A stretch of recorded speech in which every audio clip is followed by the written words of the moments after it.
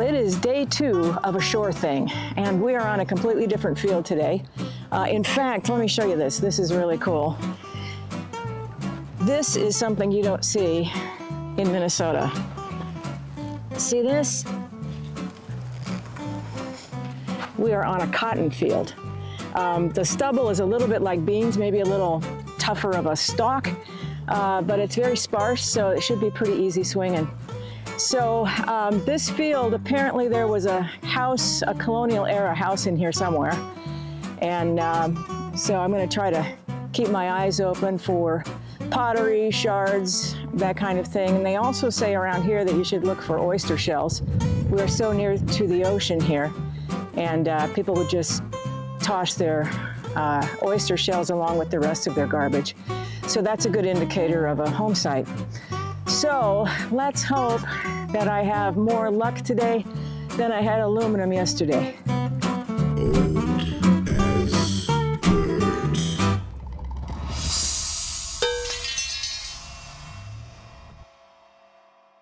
But before we get started, it is now 2 days later.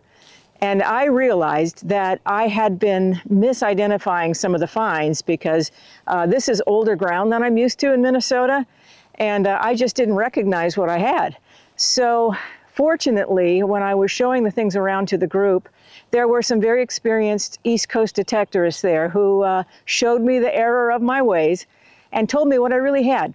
So anytime I'm wrong, I'm gonna jump in and tell you what this stuff really is. So let's keep going. Well, right off the bat, we've got a 60, but I'm pretty close to the road here, so guessing this might be trash. The soil around here is so sandy. I'm hoping if we run into any copper that it might be decent condition. Although with all the chemicals they put on farm fields, you never know. By the way, I got a new shovel. I won the raffle last night and got a brand new Predator shovel, so that's very cool.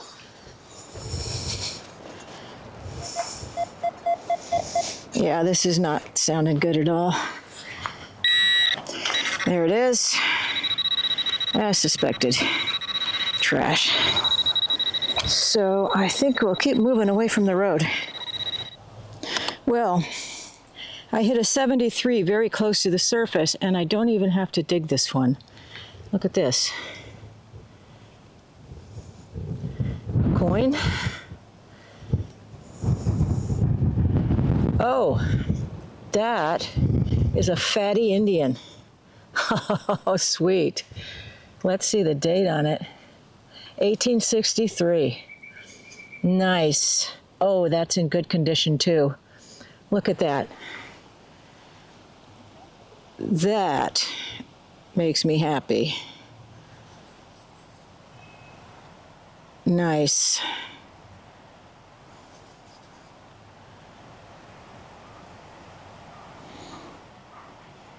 Always happy to find fatties. All right, well, this was another of those signals that sounded like it might be aluminum, but I believe I've got a little flat button. Sure, that's what that is. It's got a little silver wash on it.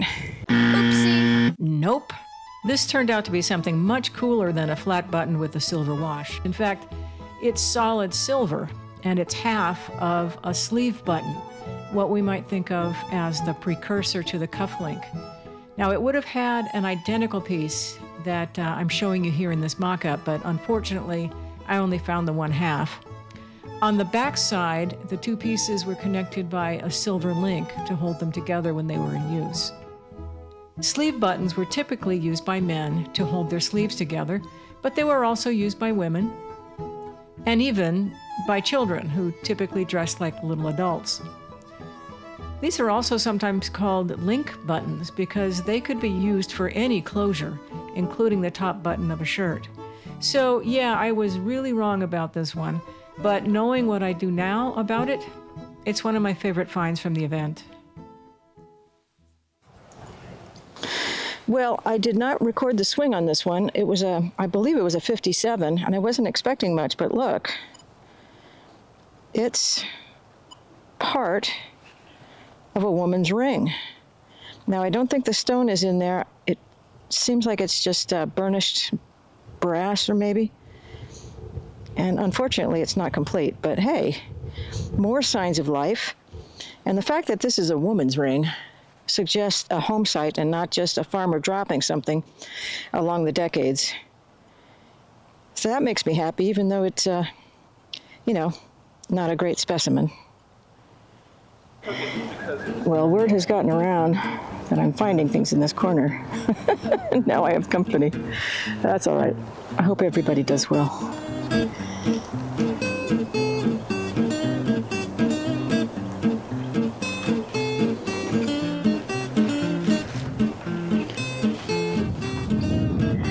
So someone just told me they were in the woods here, and there's definitely a farm in there at one time. They said you could see foundation stones, part of a barn, that kind of thing. But I am not going in there because I did not bring any tick preventative, and the ticks are legion.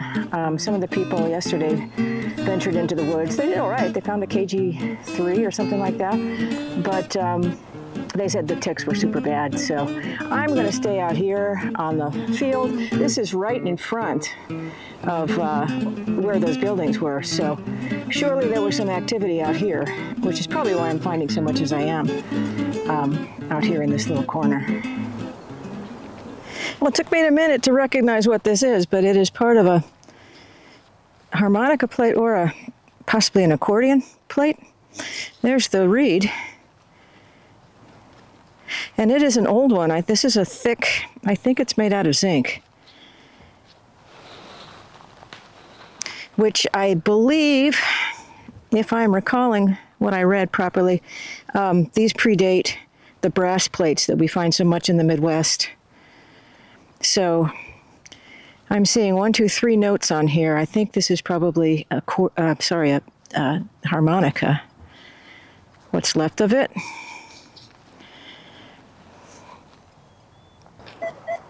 Now there's a very nice sounding 71. And since I dug that fatty earlier, of course that's what's on my mind. 70s is also aluminum, but this sounds nice. Oh, now it's jumping. So, hopes falling, not entirely dashed. I do not see a round coin. Oh, it is round, but it's not a coin. I think we have a little button. No wonder it sounded good. Yeah. Looks like a little one piece. Has a shank on the back.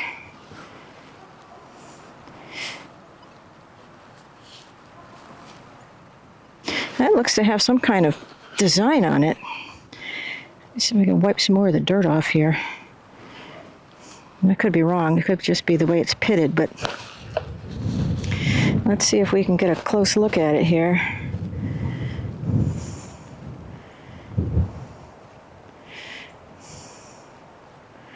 There's the shank, and there's the front. All right, I think I have a coin here. I see the round edge of something sticking out of the ground. Could be a button.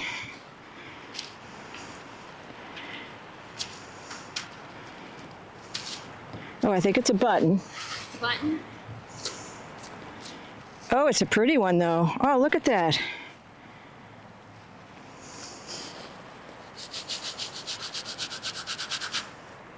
It looks like it's a one piece. Oh, yeah, that's really pretty.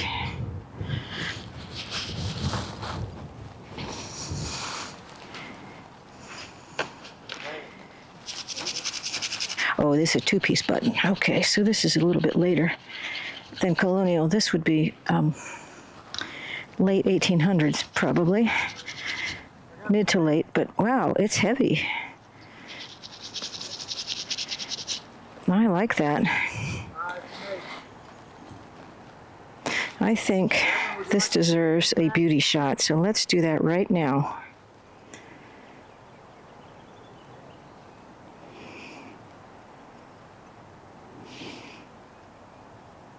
Well, this was a super crazy signal. I almost didn't dig it because it really sounded like iron or something odd shaped, you know, like a chain or something. But look at this. It's some kind of drawer pull. Tiny little drawer, but I'll bet that's colonial. Oopsie! Wrong again. This is a finial or stud that was used on a leather pouch, possibly a cartridge box like this, although most likely the Confederate version. There would have been a leather latch tab attached to the underside of this flap. This tab would have been pushed down onto the finial to keep the box closed. These are fairly common Civil War artifacts, but the shape of the one I found suggests it may be a little bit older. Here are some old photos where you can clearly see the finial attached to each of these pouches.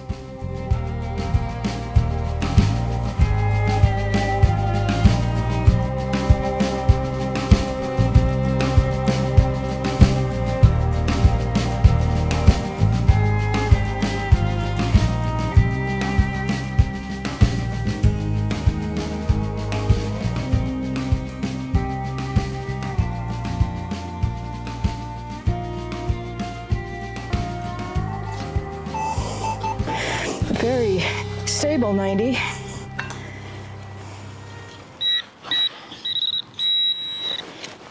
All right, so what do we have? Don't be a weedy. I think it's going to be a weedy. Oh yeah, there's Abe. And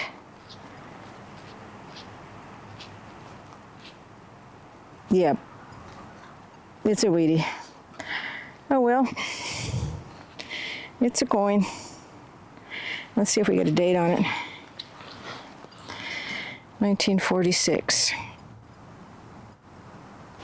Well, this is a very jumpy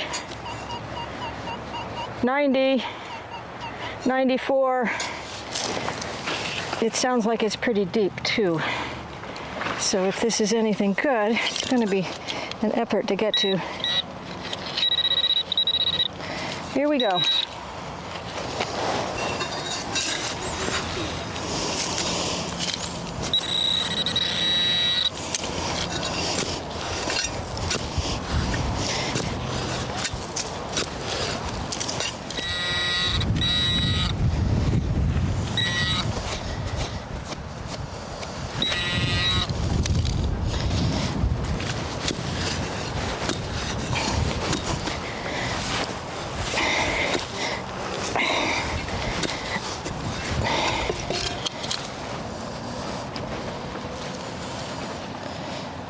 Oh boy, I see iron, I see rust, and it's out. What are you? Oh, this is a surprise. It's a brass range guide. That's pretty cool. That was down there too. All right then. No wonder it was sounding off. One of these days I'd like to find one that has the little flappy thing in it. But that is what that is. This would go on a horse tack, and you'd thread the reins through, so if you drop the reins, it wouldn't go all the way to the ground, and also they wouldn't get tangled. Well, there's a bright 83. 83 could be an Indian head penny after 1863. Let's see what we have here. Oh, this is something. What is this? What a great big piece of brass or tomback with two holes in it. What could that be?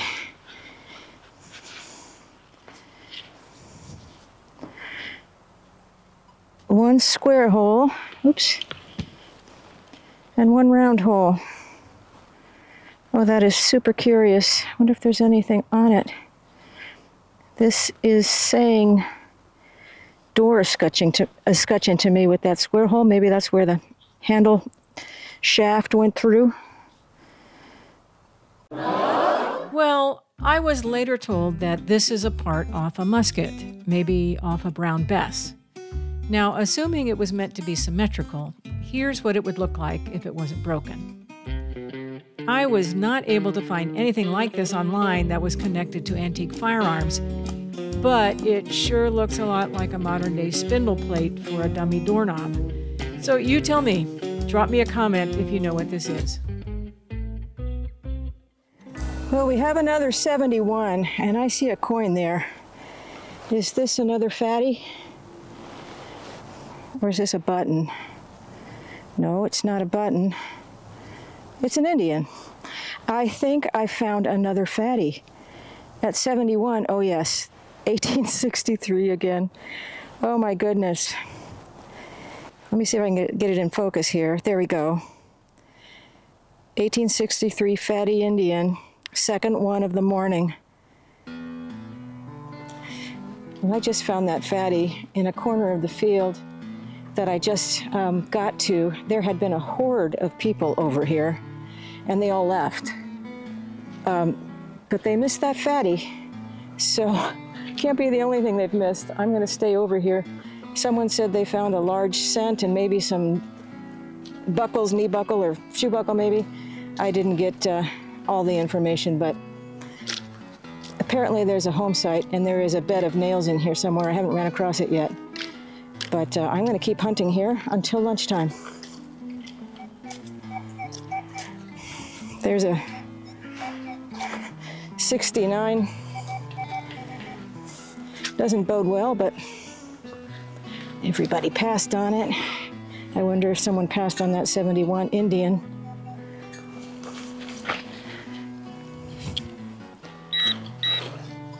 This is probably trash. Oh yeah, trash. Okay. Oh, there's a nice sounding 80, jumping around a little bit, so maybe it's just a big thick piece of aluminum. Let's see what we got. This is a parasol slide. It's just kind of oval shaped instead of round because it got smashed here in the field. But that's what that is. So this was a very stable 63, and I think I see either a button or coin down there in that hole. We will discover that together. It's a nice, wait a minute. Ah, it is not a button at all. It is just one of those shotgun shells that has that star pattern. Ah, yeah, that'll fake you out. Okay, you got me.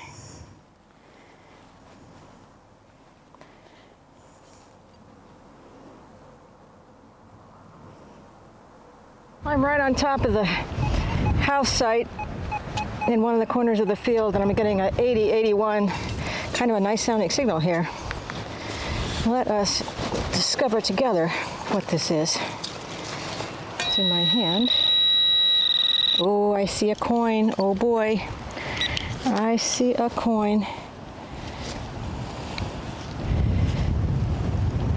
What are you? Yeah. It's another Indian, but this is not a fatty. This one, I think it says 1889.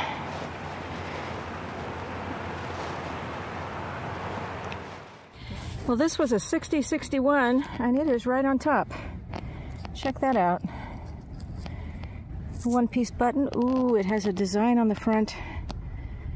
What is it? Oopsie. Yes, this is a button with a design on it, but even after I was able to see the stag on the front of the button, I still didn't identify it correctly. This is actually a classic example of a sportsman's button. You can tell by the hunting motif. These often show things like stags, foxes, game birds, or dogs used in the hunt.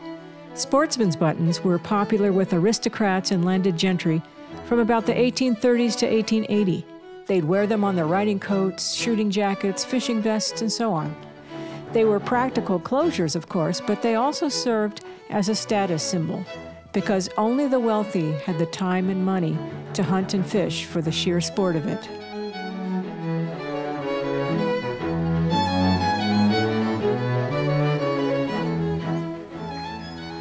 So this was a 81, 82, big hunk of lead, a musket ball.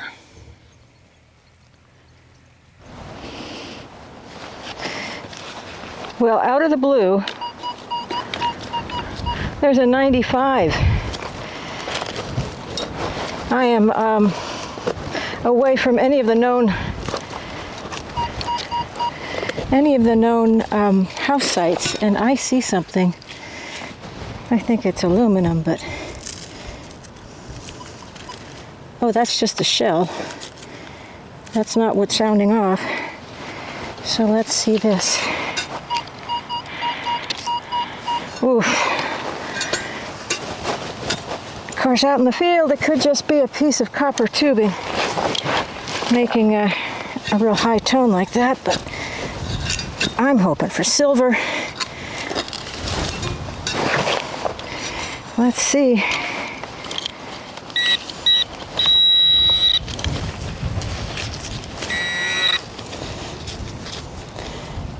Okay, there's something here, something big and not silver. Did I say copper tube? Well, that is exactly what it is. Yes, I have been disappointed by these before. But what are you going to do? Well, after a long stretch with no signals at all, I have an 88 here. And I don't think I'm near any known home site. So let's see what this can be. I think this is a horse tack rivet. And that explains it. You don't need to be near a home site to find these. They just fell off of horse tack from plows and such.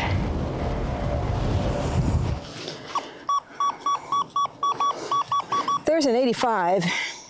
Depth gauge says it's not very deep. Oh, we have a coin, and I think it's going to be an Indian.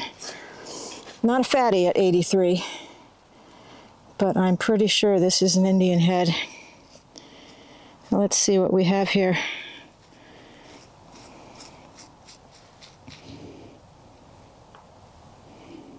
Oh, wait a minute. Is that a weedy? Hold on. It is neither a weedy nor an Indian. It is a button. Looks like it has a number 1 on the back. I've never seen that. But a plain tomback button. All right. Almost looks like there's a number or something on the front, too. Maybe I'm just imagining that. Well, this was a 47, and I really thought it was going to be more trash, but now I can see it is a little flat button, and it's got a design. It's got some lettering on the front.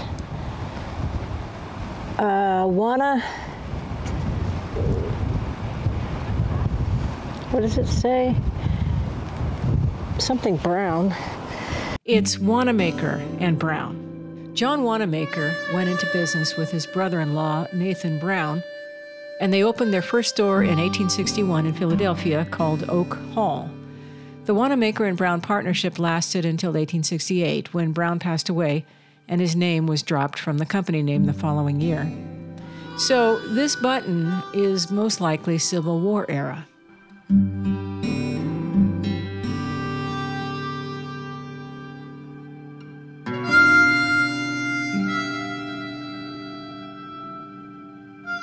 You know, it is a rather pleasant day here in March, but I think about how hot and stifling humid a cotton field like this would have been in August of 1863.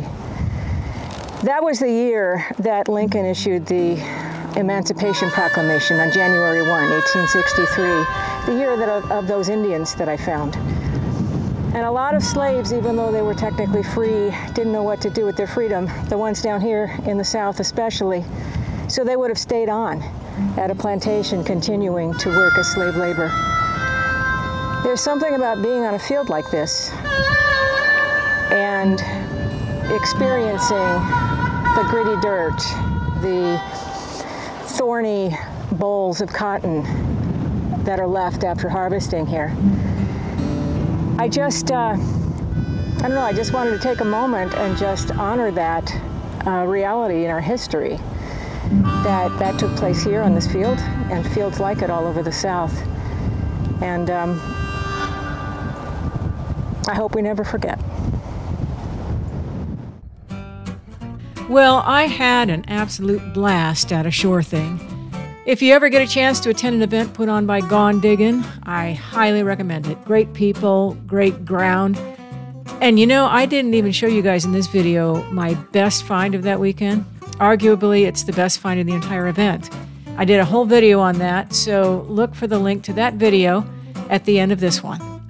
I'm just going to roll out here by showing you guys some of the finds that other people made at a Sure Thing, so enjoy.